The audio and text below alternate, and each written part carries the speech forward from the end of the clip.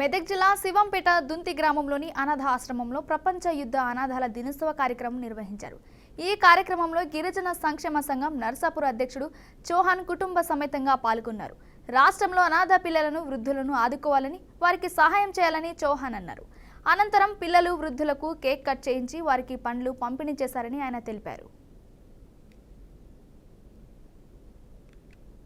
ఈరోజు ప్రపంచ యుద్ధ అనాథ ఆశ్రమాల పిల్లల దినోత్సవం సందర్భంగా మెదక్ జిల్లా శివంపేట మండలం మగ్దుంపూర్ దొంతి గ్రామ సమీపంలో ఉన్న బేతని సంరక్షణ్ అనాథ ఆశ్రమంలో ఈరోజు పిల్లలకు కానీ వృద్ధులకు కానీ వారికి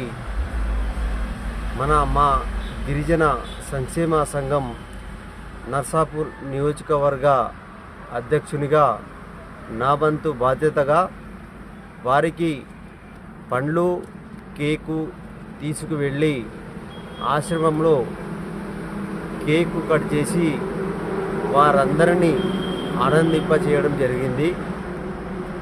తర్వాత పిల్లలందరికీ వృద్ధులకు ఇంచుమించు 74 మంది వారికి పండ్లు పంపిణీ కార్యక్రమం చేయడం జరిగింది.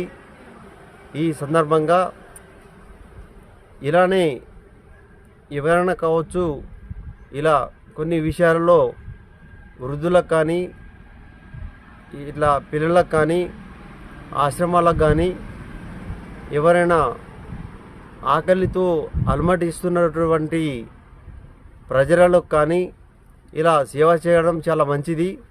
ఈరోజు